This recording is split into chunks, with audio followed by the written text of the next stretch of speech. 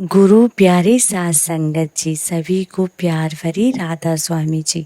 सास संगत जी, हमारी ज़िंदगी में कई बार हम खुद को एक मुश्किल घड़ी में पाते हैं। कई बार हमें बड़े फैसले लेने पड़ते हैं, लेकिन हमें यही नहीं पता होता है कि वह सही है या गलत है। क्या उस फैसले का परिणाम हमारे जीवन में खुशियाँ लाएगा या मुसीबत। लेकिन कई बार हमारे पास सही निर्णय लेने के सुझाव नहीं होते और हम जल्दबाजी में फैसला कर लेते हैं। इन फैसलों की वजह से हमारी ज़िंदगी सुखमय भी हो सकती है या फिर हमारी ज़िंदगी नरक से भी बढ़कर हो सकती है। इसलिए फैसला लेने की क्षमता हमारे जीवन में सफलता हासिल करने के लिए आवश्यक है। तो चलिए आज की इस बहुत कहानी के माध्यम से जानते हैं कि जीवन में सही फैसले कैसे लिए जाएं और यह भी कि सही निर्णय लेने का तरीका कौन सा है।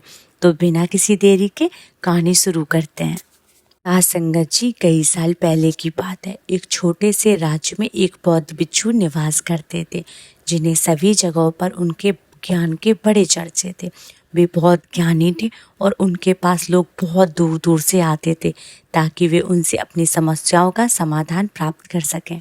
जब भी वे किसी की समस्या सुनते तो उन्होंने उस समस्या को ध्यान से सुना, समझा और फिर आंखें बंद करके समस्या के बारे में अच्छे से सोचते थे। उसके बाद वे समाधान प्रदान करते थे। ऐसे में कोई भी व्यक्ति उनके बारे में केवल एक ही बात सोचता था, शायद इन साधुओं के पास कोई ऐसी चमत्कारिक शक्तियाँ हैं जिनसे वह समाधान पूछते हैं और उसके बाद हमें वह समाधान बताते हैं। एक बार एक युवक ने उन महाराज जी से पूछा, क्या आपके पास कोई चमत्कारी शक्तियाँ हैं जिसके कारण आप हमारी समस्याओं का समाधान करते हैं, या आपके पास कोई दिव्य दृष्टि है जिससे आप हमारी समस्याओं का समाधान कर सकते हैं। उस युवक की यह बात सुनकर वह साधु जोर जोर से हंसने लगे, लेकिन उन्होंने उस युवक की बात का कोई जवाब नहीं दिया। उसके कुछ ही दिनों बाद उस राज्य में एक बड़ी अजीब सी घटना घटी। राज्य में एक बुढ़िया औरत रहा करती थी जो अपने पूरे घर में अकेली ही रहती थी। उसका कोई नहीं था। उस राज्य से होकर 4 मित्र अपने घर की ओर जा रहे थे। वे लोग दूसरे नगर में काम करके पैसा इकट्ठा करके अपने गांव की ओर जा रहे थे। यह बात बहुत पुराने जमाने की है, जब यातायात के साधन ना हुआ करते थे, इसलिए वे लोग पैदल ही यात्रा किया करते थे। इसी कारण वे चारों मित्र अपने अपने धन को इकट्ठा करके अपने गांव की ओर प्रस्थान कर रहे थे। उन चारों ने अपना अपना धन एक छोटी सी पोटली में रखा था और उसी पोटली में उन सबकी सारी कमाई थी। तभी उन चारों मित्रों में से एक मित्र कहता है, मित्रों, इस तरह से यदि हम अपना धन अलग अलग रखेंगे तो इससे हमारा धन चोरी हो सकता है। क्यों ना हम अपना सारा धन एक ही पोटली में रख दें, जिससे हम सब इस पर ध्यान भी दे सकेंगे और हमारा धन सुरक्षित भी हो जाएगा। और जब हम अपने गांव पहुंच जाएंगे तो हम वहां पर अपना अपना हिस्सा इसमें से ले लेंगे। उन तीनों मित्रों ने उस युवक की बात मान ली और वे सभी मिलकर अपना धन एक ही पोटली में रख देते हैं और वे सभी मिलकर अपने गांव की ओर आगे बढ़ते हैं। चलते चलते काफ़ी समय बीत चुका था और अब रात्रि होने वाली थी। तभी आगे चलकर रास्ते में उन्हें एक घर दिखाई दिया जहाँ पर एक बूढ़ी औरत रहा करती थी। रात्रि का समय भी हो चुका था और उन चारों मित्रों को रात रुकने के लिए कोई ना कोई जगह की आवश्यकता भी थी। ऐसे में उन चारों ने मिलकर ये योजना बनाई कि वे लोग आज इसी घर में ठहरे। इसलिए वे चारों लोग उस घर की ओर आगे बढ़ते हैं। तभी सामने से एक बूढ़ी औरत दरवाज़ा खोलती है और उन चारों मित्रों से एक मित्र हाथ जोड़कर उस बूढ़ी औरत से कहता है, माता जी, हम अपने गांव की ओर जा रहे थे, लेकिन यहाँ रास्ते में ही रात हो गई और अब हम इतनी रात में सफ़र नहीं कर सकते। इसलिए हमारी आपसे विनती है कि हम आपके यहाँ पर एक रात रुकना चाहते हैं। कल सुबह होते ही हम यहाँ से चले जाएंगे। उस बूढ़ी औरत ने काफ़ी देर सोच विचार किया और उसके बाद वह बूढ़ी औरत कहती है, ठीक है, तुम सभी आज रात के लिए यहाँ पर रुक सकते हो, मुझे कोई दिक्कत नहीं है। मैं खाना बनाने जा रही हूँ, कहो तो तुम लोगों के लिए भी बना दूँ। उन चारों ने सहमति जताते हुए कहा, हाँ बिल्कुल। उसके बाद उन चारों ने धन की पोटली उस बूढ़ी औरत के सामने रख दी और कहा, माता जी, इस पोटली में हमारे साल भर की कमाई है। हम चारों ने अब तक का अपना सारा कमाया हुआ धन इस पोटली में रखा हुआ है और अब हम आपको इसे सौंपते हैं, क्योंकि यह हम चारों से ज़्यादा आपके पास सुरक्षित होगा।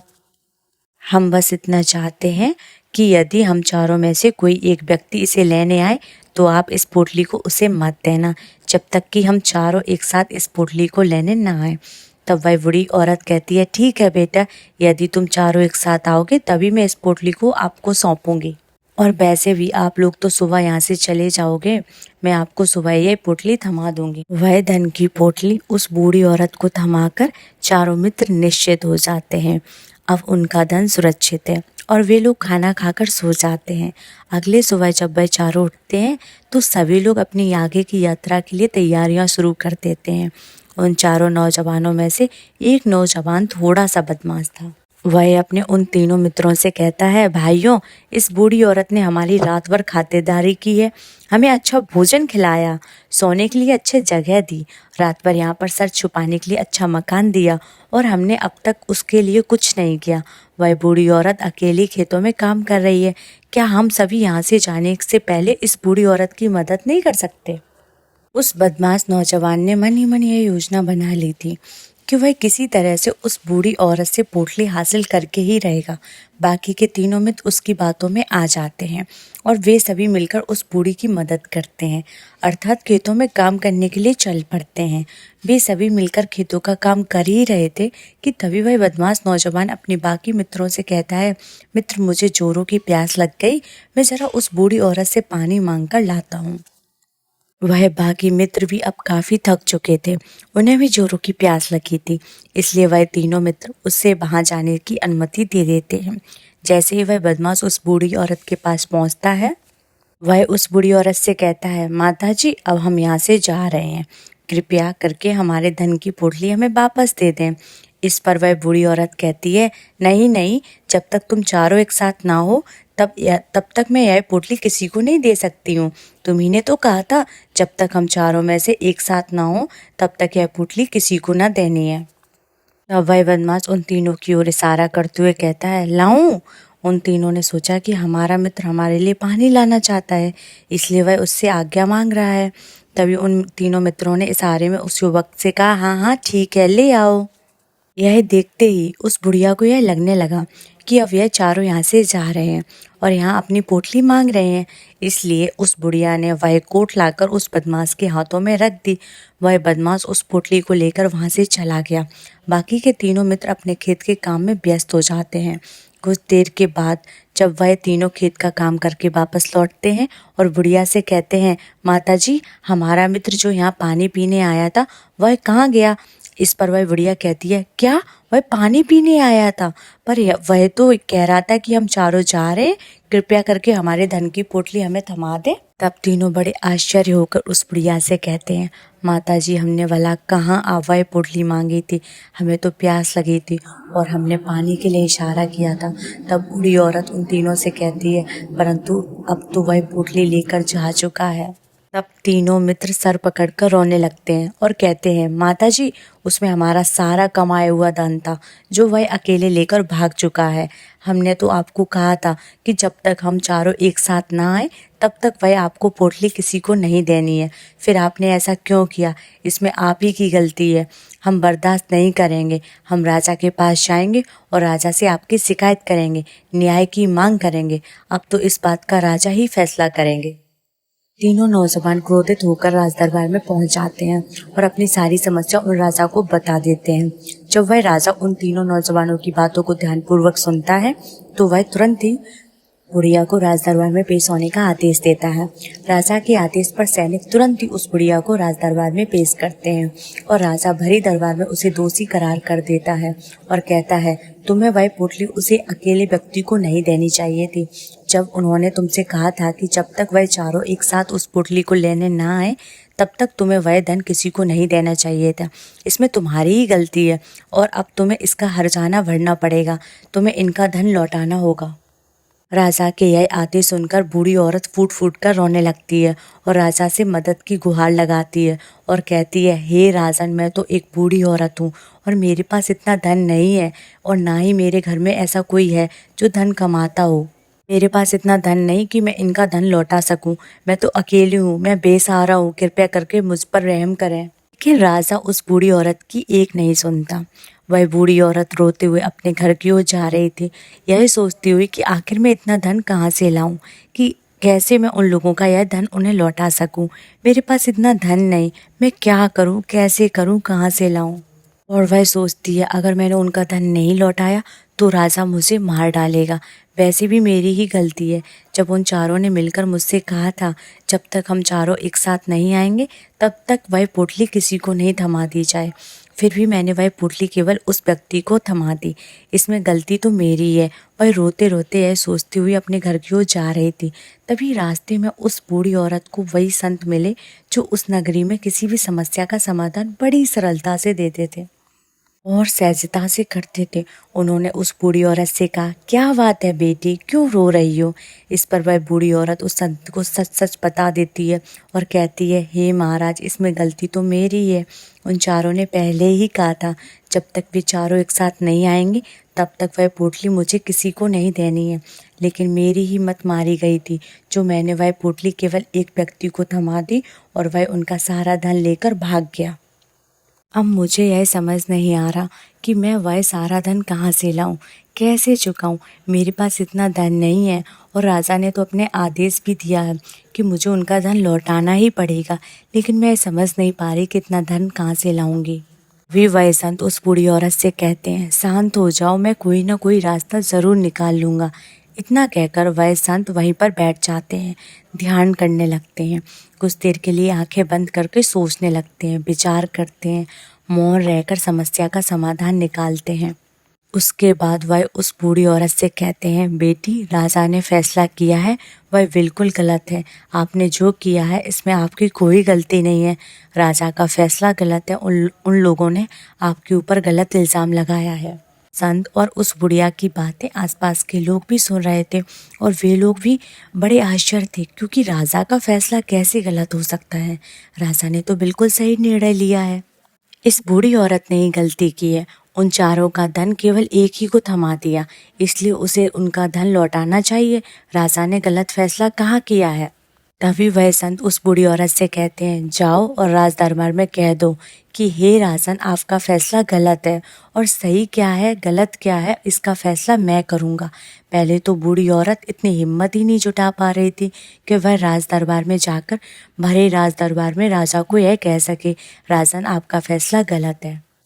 लेकिन जैसे तैसे उसने हिम्मत जुटाई और वह वापस राज दरबार लौटी। उसने डरते हुए भरे राज दरबार राजा से बड़ी कांपती आवाज में कहा, हे राजन, आपने जो फैसला किया वो बिल्कुल गलत है। इतना कहकर उसने राजा को सारी बात सच सच बता दी। उस बूढ़ी औरत की बात सुनकर राजा बहुत क्रोधित हुआ। राजा ने उस बूढ़ी औरत से कहा, कौन है वह संत जिसने मेरे फैसले को गलत बताया है? क्या उन्हें नहीं लगता कि मैंने सही निर्णय लिया है? मैं हर रोज़ कई निर्णय लेता हूँ, कई फैसले करता हूँ, लेकिन आज तक कभी किसी ने मुझसे यह नहीं कहा कि मेरा फैसला गलत है। यदि उन संत ने मुझे सही फैसला ना सुनाया तो उन्हें फांसी की सज़ा दे दूंगा। यह बात पूरे नगर में फैल गई और सभी लोग यह जानने के लिए हैरान थे, आखिर वह साधु ऐसा कौन सा फैसला सुनाने वाले हैं जो राजा से भी उचित होगा, जिसमें सबके लिए न्याय होगा। उस संत को देखकर राजा कहता है, महाराज, आपको ऐसा क्यों लगता है कि हमने जो फैसला किया है वह गलत है? इस पर बूढ़ी औरत ने वह वादा किया था कि वह चारों लोग को एक साथ ही पोटली थमाएगी, फिर आखिर उसने अपना वादा क्यों तोड़ा? इसने यह गलती क्यों की? इसने केवल एक ही को पोटली थमा दी और वह उनका सारा धन लेकर भाग गया। क्या इसमें इसकी गलती नहीं है? क्या इसे इनका धन नहीं लौटाना चाहिए? इस पर साधु बड़ी विनम्रता से कहते हैं, हे राजन, यह आपका फैसला था, लेकिन मैं आपसे कुछ कहना चाहता हूँ। इस पर राजा कहता है, ठीक है, कहिए, आप क्या कहना चाहते हैं? इस पर साधु बड़ी विनम्रता से राजा से कहते हैं, हे राजन, जैसा कि वादा किया गया था कि पोटली एक साथ उन चारों को ही दी जाएगी, तो अभी यह 3 है, चौथा कहाँ है? इसलिए इनसे कहिए कि यह लोग यहाँ से वापस जाएं और अपने उस चौथे मित्र को यहाँ पर वापस ले आएं, तभी इनका धन वापस किया जाएगा। और वादा भी ऐसा ही किया गया था, जब तक चारों लोग एक साथ ना हो तब तक उनका धन उन्हें वापस नहीं लौटाया जाएगा। यदि यह बूढ़ी औरत इन तीनों को धन लौटा देती है तो यह बूढ़ी औरत अपना वादा तोड़ देगी और यह सही नहीं है। इसलिए यदि आप चाहते हैं कि इनका धन लौटाया जाए तो पहले इनसे कहिए यह लोग जाएं और अपने उस चौथे मित्र को यहाँ पर वापस ले आएं। उस राज दरबार में हर कोई इस बात को सुनकर बहुत खुश हुआ और सभी ने उस संत की बहुत तारीफ की। राजा भी उन संत के इस फैसले से पूरी तरह से सहमत था। राजा तुरंत ही संत के सामने सिर झुका लेता है और हाथ जोड़कर उनसे कहता है, हे महाराज, आपका यह फैसला इतना सही कैसे हो सकता है? आखिर बात मेरे दिमाग में आई क्यों नहीं? मैंने इस बात को इस तरह से सोचा क्यों नहीं? तभी वह साधु उस राजा से कहते हैं, हे राजन, आपके पास और भी काम होते हैं। आप दिन भर व्यस्त रहते हैं और आपको जल्दबाजी में फैसले लेने पड़ते हैं। आपने इस मामले को सुना, समझा, लेकिन इसे देखने में आप गलती कर गए। यदि आपने इस मामले की गहराई को देखा होता, समझा होता, तो आप भी इस नतीजे पर आते। जब तक हम किसी मामले की गहराई तक नहीं जाते, तब तक हम उसका सही समाधान नहीं निकाल सकते। लेकिन हम में से अधिकांश लोग तो अपने फैसले केवल जल्दबाजी में लेना चाहते हैं, भले ही वह मामला कितना भी गंभीर क्यों ना हो। हमें तो बस अपना हक चाहिए, हमारा नाम चाहिए, भले ही फैसला हमारे लिए आगे चलकर हमारे लिए नुकसानदायक ही क्यों ना हो। लेकिन हम तो उस मामले की गहराई तक जाने के लिए सोचते नहीं। तभी वह राजा उन संत से कहता है, हे महाराज, क्या आपके पास कोई दिव्य शक्तियाँ हैं?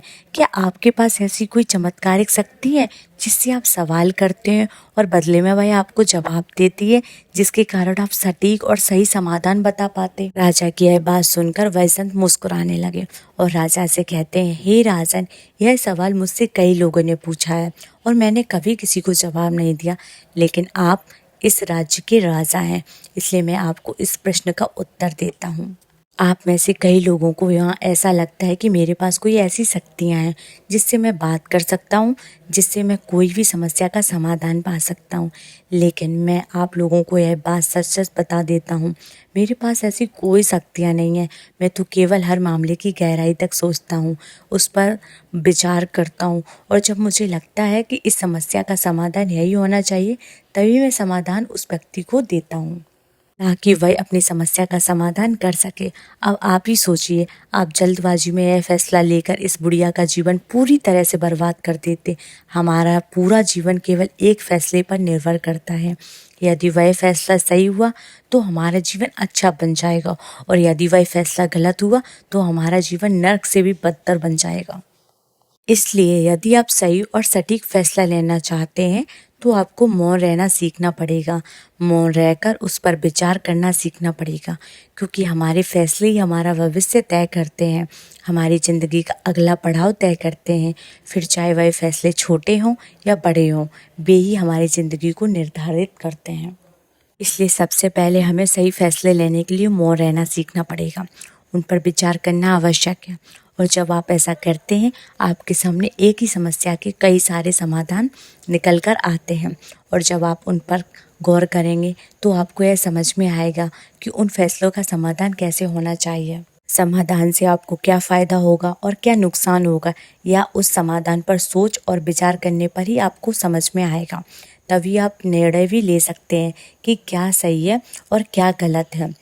ठीक है, यदि हम कम बोलना शुरू करें, कम बोलने का अर्थ यह नहीं कि आप पूरी तरह से मौन हो जाएं। इसका अर्थ यह है कि आप भीतर से शांत हो जाएं और जब आप भीतर से शांत होने लगते हैं तो आपका मन स्पष्ट होने लगता है, साफ होने लगता है और आप किसी भी चीज़ पर सोच विचार कर सकते हैं। और जब आप भीतर से शांत होने लगते हैं तो आप ऊपर से भी कम बोलते हैं और जब आप धीरे धीरे कम बोलने के आदी हो जाते हैं तो आप साफ और स्पष्ट तौर पर सोच और समझ पाते हैं। आपके विचारों में शुद्धता आ जाती है, जिससे आपको यह साफ और स्पष्ट दिखने को मिल जाता है कि कौन सा फैसला सही होगा और कौन सा फैसला गलत होगा। आपको उस परिस्थिति में क्या करना चाहिए और क्या नहीं करना चाहिए। लेकिन हम में से अधिकांश लोग अपने आप को ही सही साबित करने के लिए, अपने आप को ऊंचा साबित करने के लिए अत्यधिक बोलते हैं और इतना बोलते हैं कि हर कोई उनकी बातों को गंभीरता से नहीं लेता। उन्हें ऐसा लगता है कि मानो ज़्यादा बोलना ही हमारे लिए आसान है, लेकिन वह यह भूल जाते हैं कि वह अत्यधिक बोलकर मूर्ख बन रहे हैं। लोग हमारा मजाक बनाते हैं, हमें मूर्ख समझते हैं, हमसे दूर रहने लगते हैं क्योंकि उन्हें हमारी बकबक अच्छी नहीं लगती। लेकिन जब आप भीतर से शांत होने का प्रयास करते हैं और धीरे धीरे भीतर से शांत होने लगते हैं तो आप खुद पर खुद अपने आप को साफ स्पष्ट तौर पर समझ पाते हैं, देख पाते हैं आपको कब और कितना बोलना चाहिए और आपको कब कैसे और किस तरह से कौन सा फैसला लेना चाहिए, यह भी आप अच्छी तरह से समझ पाते हैं और जान पाते हैं। तब आप अपने आप को बहुत अच्छे तरह से समझना शुरू कर देते हैं, अपने आप पर अच्छी तरह से विचार करना शुरू कर देते हैं। तब आप यह भी बहुत अच्छी तरह से समझ में आने लगती है कि जो हम बेकार की बकवास करते हैं उस पर हमारे शरीर की बेवजह ही कितनी सारी ऊर्जा यूं ही व्यर्थ हो जाती है और नष्ट हो जाती है। इसे हम चाहें किसी ज़रूरी काम में लगा सकते हैं, फैसले लेने में लगा सकते हैं, जिससे हम तनाव मुक्त रह सकते हैं और हमें अच्छी नींद भी आ सकती है। और यदि आप इस प्रकार सोच विचार कर फैसला शुरू करते हैं तो आपका दिमाग भी अच्छी तरह से काम करने लगता है और आपका दिमाग पहले से और ज़्यादा शक्तिशाली बन जाता है। इसका एक बहुत अच्छा उदाहरण भी आपको मैं बताना चाहूँगा। जब आप स्कूल में पढ़ते थे या फिर आज भी आप पढ़ रहे हो तो आपने देखा होगा जो बच्चे होनहार होते हैं, होशियार होते हैं, वो लोग बहुत कम बात करते हैं और अपना समय सही चीज़ों में लगाते हैं। वह ज़्यादातर समय अपना मौन रहने में ही बिताते हैं। इसी वजह से वह पढ़ाई करने में बहुत तेज़ होते हैं और जो कुछ भी पढ़ते हैं उन्हें सब याद रहता है। लेकिन वहीं पर दूसरी तरफ जो लोग बहुत अधिक बोलते हैं, यदि आप उन्हें पूरे 24 घंटे भी दे दें तो भी वह उस तरह से उन चीज़ों को याद नहीं कर सकते जिस तरह से वह मौन रखने वाले बच्चे उन बातों को याद कर लेते हैं। महान चाणक्य ने भी यही कहा, जो व्यक्ति यह समझ जाता है कि उसे कब और कितना बोलना चाहिए, उस व्यक्ति को सफल होने से कोई नहीं रोक सकता। आप इतिहास उठाकर देख सकते हैं, आज तक जो भी लोग महान हैं, जो लोग भी सक्सेसफुल बने हैं, उन लोगों की आदत बहुत कम बोलने वाली है। उनका पूरा ध्यान केवल अपने लक्ष्य पर होता है और अपना पूरा समय वह अपने लक्ष्य को पाने में ही लगा देते हैं। इसलिए आपको भी यह आदत अपने जीवन में उतारनी चाहिए। और कम बोलने का अर्थ यह नहीं है कि आप ऊपर से कम बोलें, बल्कि आप भीतर से कम बोलिए, भीतर से शांत रहिए। यदि आप रोज़ इसका अभ्यास करते हैं तो केवल कुछ दिनों में ही इससे होने वाले लाभ आपको सामने नज़र आने लगेंगे। अगर आज की यह वीडियो आपको अच्छी लगी है तो हमारे चैनल को सब्सक्राइब करें और कमेंट में राधा स्वामी जी लिखना बिल्कुल मत भूलना। राधा स्वामी जी।